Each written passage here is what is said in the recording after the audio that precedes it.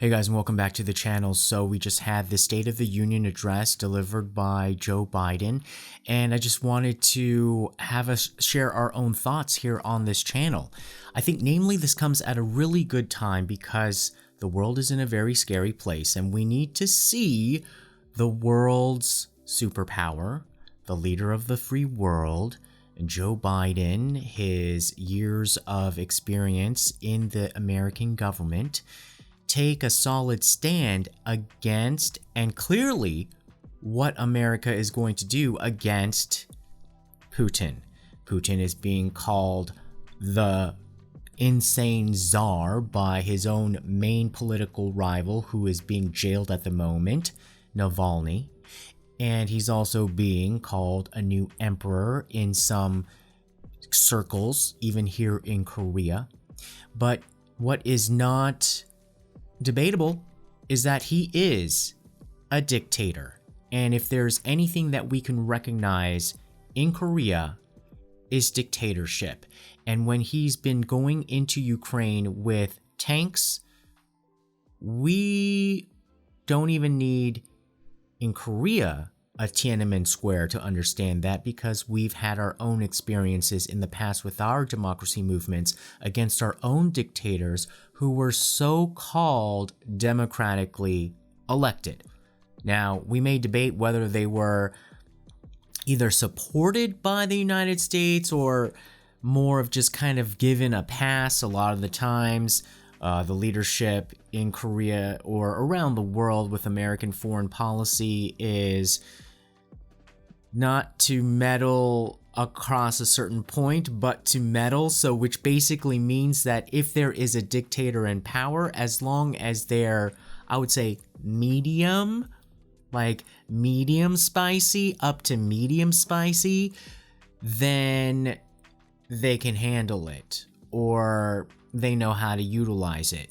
And I think what people got really wrong about Putin is that they thought that they could handle his medium spiciness when he's actually hotter than, we call it 청양고추, like, you know, the hottest green pepper here in Korea, or a jalapeno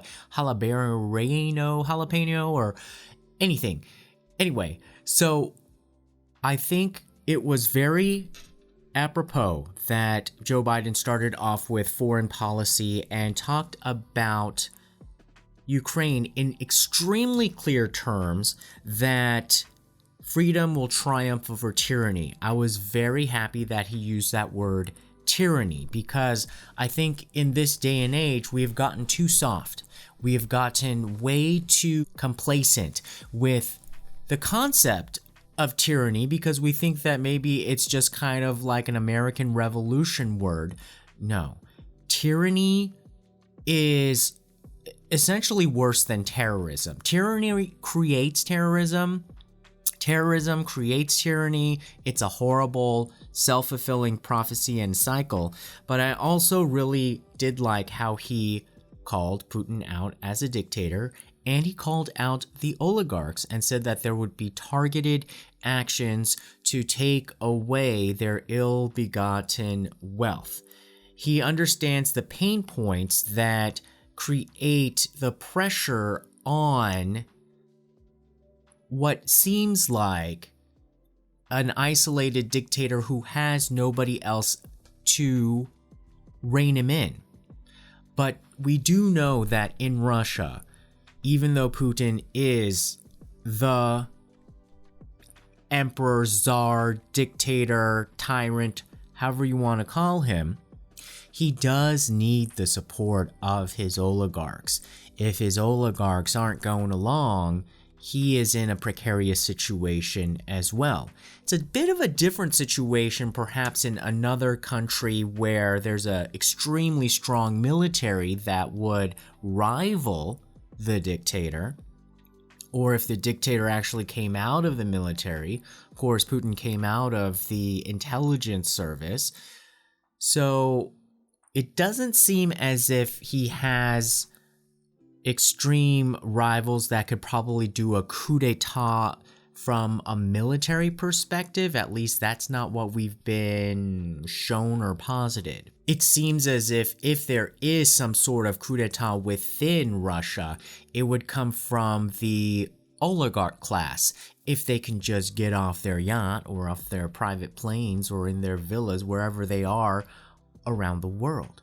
Joe Biden also said, throughout our history, we've learned this lesson: when dictators do not pay a price for their aggression, they cause more chaos. They keep moving. What have we been talking about here on this channel? Dictators have a psychopathic tick. They're never satisfied.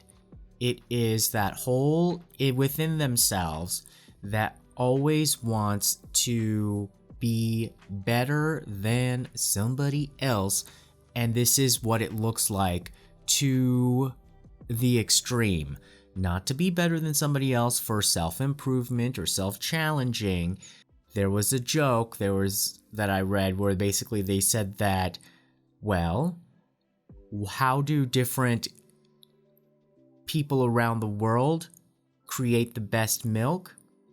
In a Putin-style Russia, what you do to get the best milk is to kill all the other cows. And therefore you have the only milk, and therefore the best milk.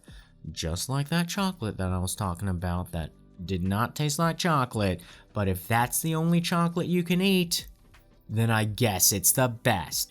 But fundamentally, a dictatorship economy always requires them to consume more and more and more of other people's productivity.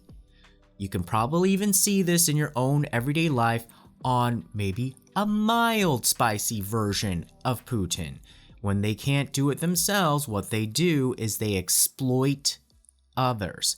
And on a Putin level, it is exploiting other countries. So he did draw a clear line between where American troops will go and where they will not go. So he did say we will not go to Europe to fight in Ukraine, but they'll be right there to defend the NATO partners, as basically Ukraine's neighbors, if Putin advances further. So I don't know if they're intimating that they already have intel, like, are they expecting Russia to take over Ukraine?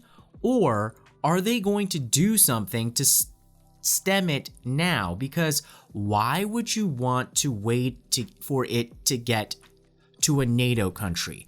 Because they have these pacts already in place, similar to what triggered the world wars, where if you touch one, you touch them all.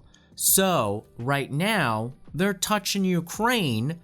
You can probably find different strategies where maybe you're not directly engaged, but come on. If the US, if we can criticize the US,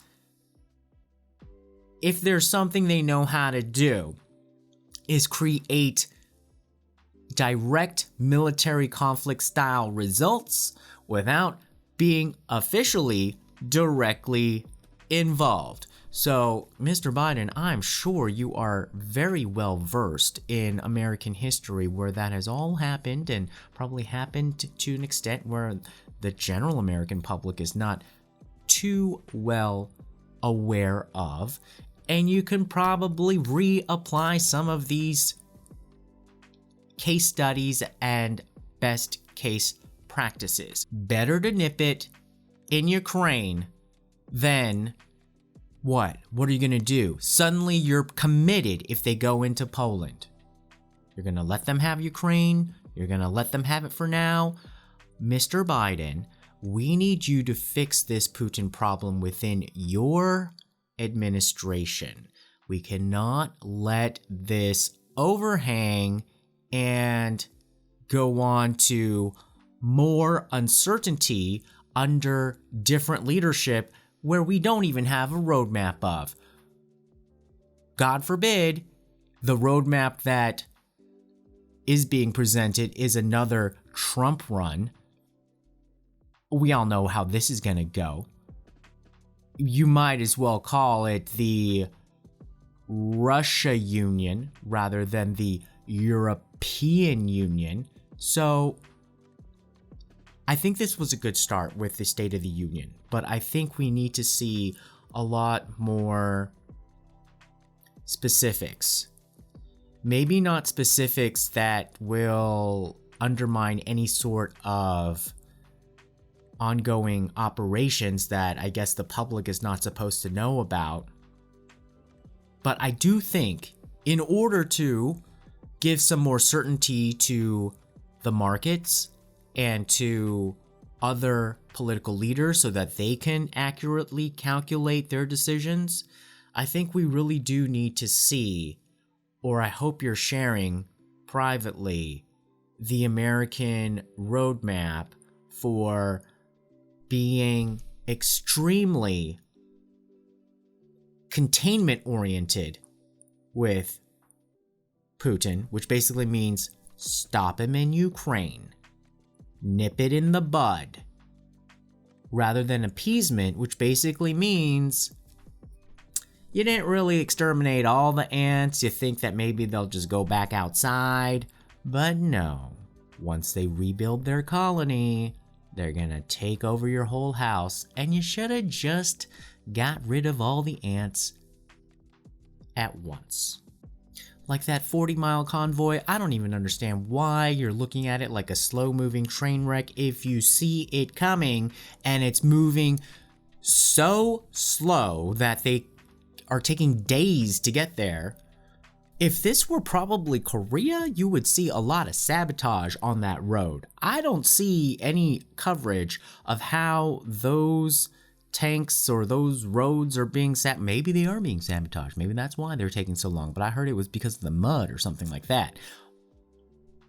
But we should not see that convoy make any progress. We should not see this war map continue to have all the red arrows go deeper into Ukraine. And maybe you could take some sort of cue from the way South Korea does our own information campaigns, because I know a lot of the Russian troops apparently, reportedly, are demoralized and some of them aren't even fighting. Well, we have in Korea a way to do that at the border where we're always playing K-pop.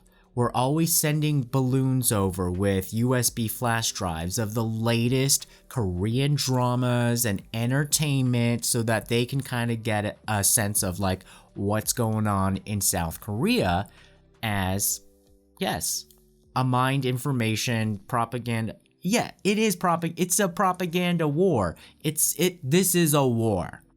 Apparently, some of these Russian soldiers were giving up some of their locations by going on to Tinder or some dating apps and then giving up all of this information in the hopes of trying to get some.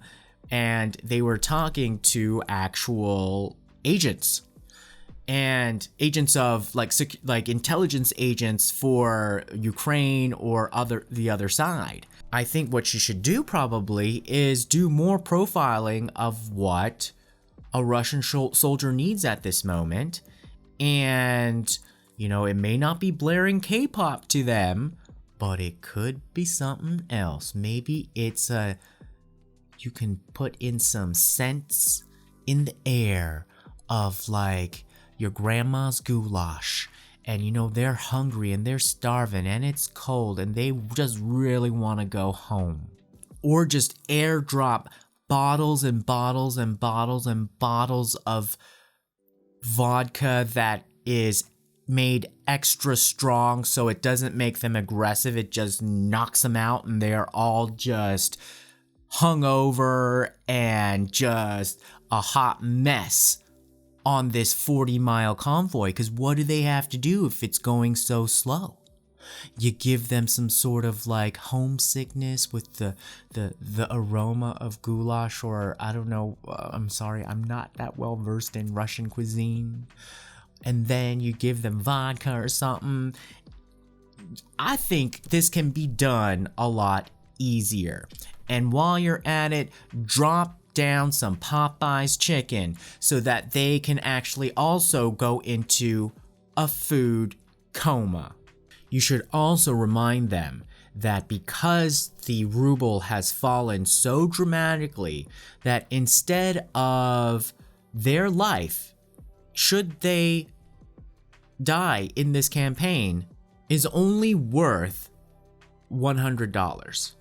Apparently, if you pass away as a soldier in this campaign, the Russian government gives your family 11,000 rubles, and I think before the invasion, it was worth about $200, and now it's worth $100.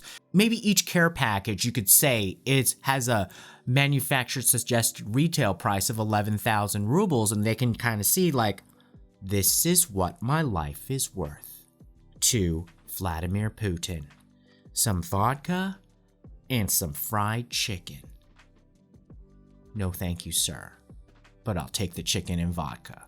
I haven't really heard much people make such a hubbub about this in mainstream media, but I'd like to give really big compliments to whoever came up with "Make It in America" as one of the taglines, because I thought this was genius, because it is essentially the Joe Biden that we on the left compromised on. You know, among all those candidates, saying like, okay, well, he's not that progressive and he's a little stodgy, but he can get the middle. He can bring back the Obama voters who defected to Trump. He can get those people who are disaffected mainly from manufacturing states, or people who are just, you know, what they call salt of the earth Americans that we always have to like open the door for. You know, if you live in California, your vote doesn't count as much as them. It's like their vote counts like 7 times as much, but okay.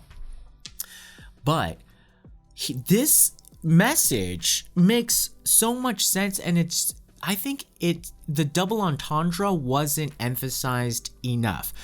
Mainly, he said that let's try to do the infrastructure program, let's try to invest in America, and let's try to buy American, you know, increase the productivity of what comes out of America, so therefore make it in America.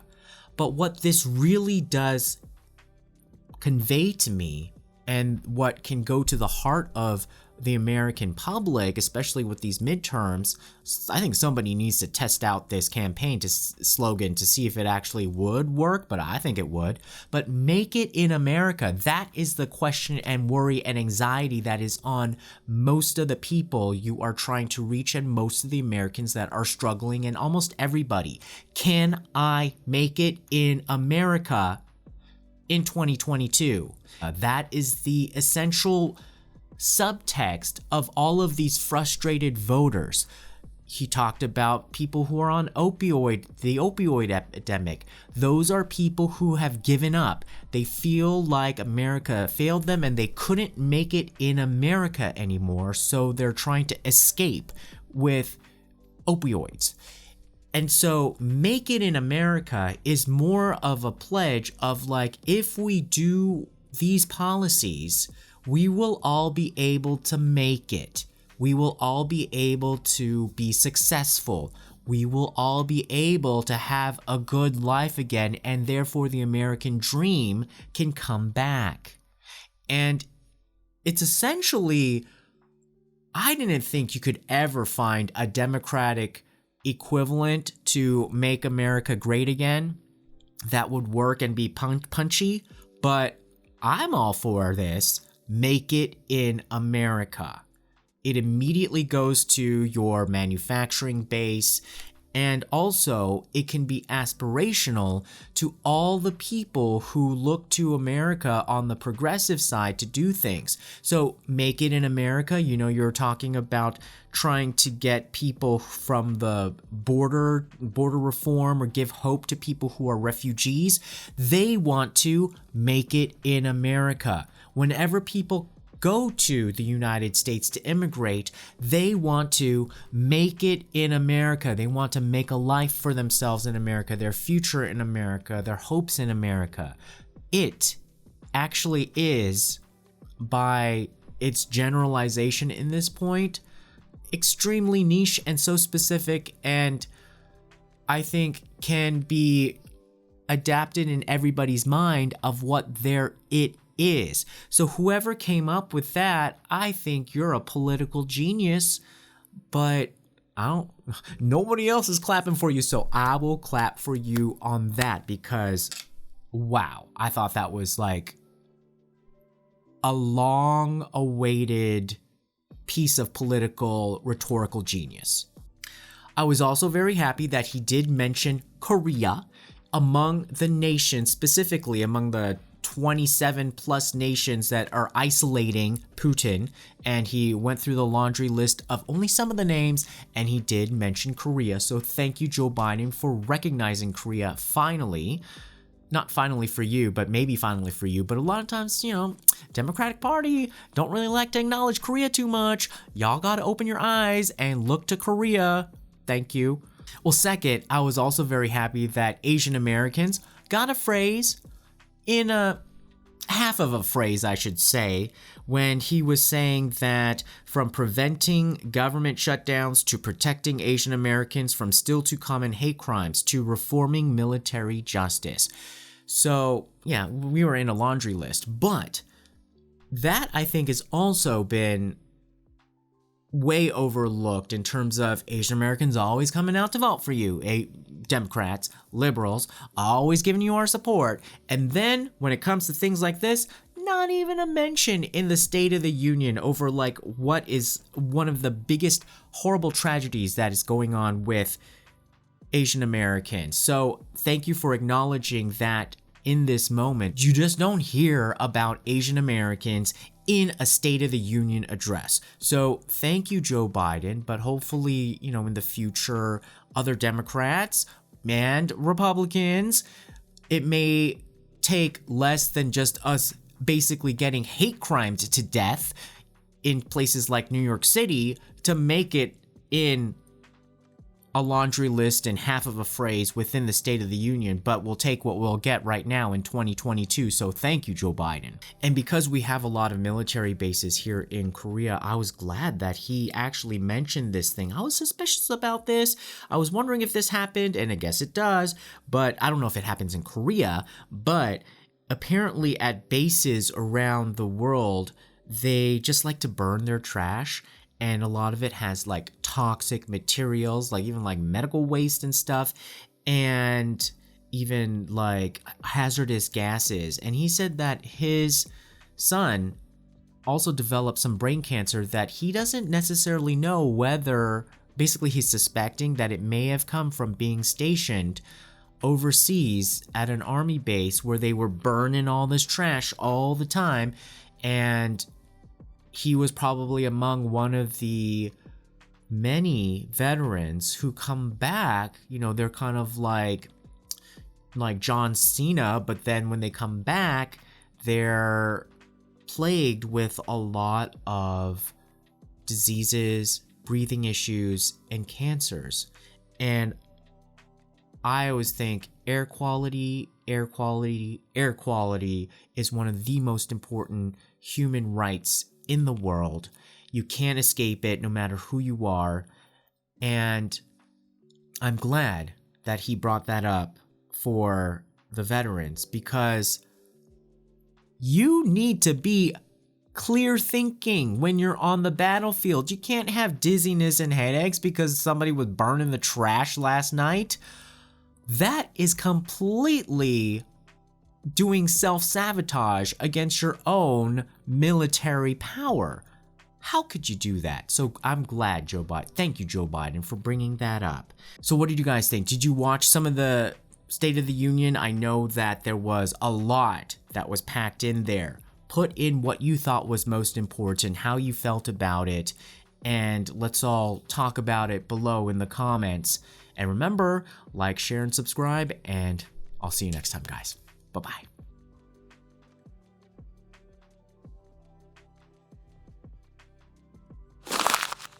Tune in next time. Don't forget to subscribe. Find us on YouTube, Instagram, Twitter, and Facebook. Love you.